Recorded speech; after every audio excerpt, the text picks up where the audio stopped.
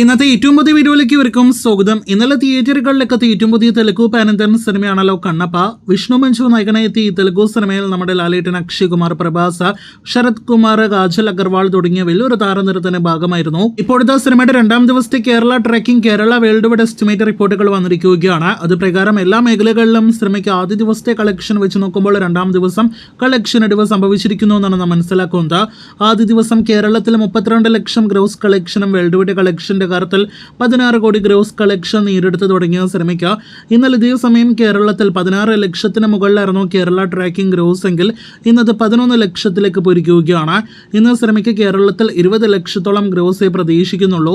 ഇന്നലെ 32 ലക്ഷം ഉണ്ടായിരുന്ന സിനിമയ്ക്ക് ഇന്നത്തോടെ 50 ലക്ഷത്തിലധികം കേരള ഗ്രോസ് 2 ദിവസങ്ങൾ കൊണ്ട് നേടിയെടുക്കാൻ കഴിയുമെന്ന് പ്രതീക്ഷിക്കുന്നു.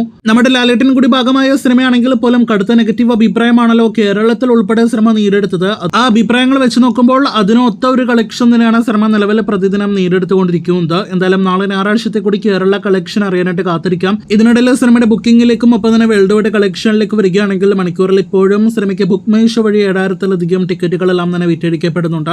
ആദ്യ ദിവസം 16 കോടി വേൾഡ് വൈഡ് ഗ്രോസ് വന്ന സിനിമയ്ക്ക് ഇന്ന് 10 കോടിയോളം വേൾഡ് വൈഡ് ഗ്രോസ് ആണ് പ്രതീക്ഷിക്കുന്നത്. അങ്ങനെയെങ്കിൽ ഇന്നത്തോടെ 25 കോടിയിലധികം വേൾഡ് വൈഡ് ഗ്രോസിലേക്ക് കണ്ണപ്പ എത്തും. അപ്പോൾ 2 ദിവസത്തെ ഈ പാൻ ഇന്ത്യൻ ബിഗ് ബഡ്ജറ്റ് സിനിമയുടെ വേൾഡ് വൈഡ് ഗ്രോസ് 25 കോടിയിൽ പരം രൂപയാണ്. കാത്തിരിക്കൂ നാളെ ഞായറാഴ്ചത്തെ ഉൾപ്പെടെയുള്ള കണ്ണപ്പ ബോക്സ് ഓഫീസ് റിപ്പോർട്ടുകൾക്ക്.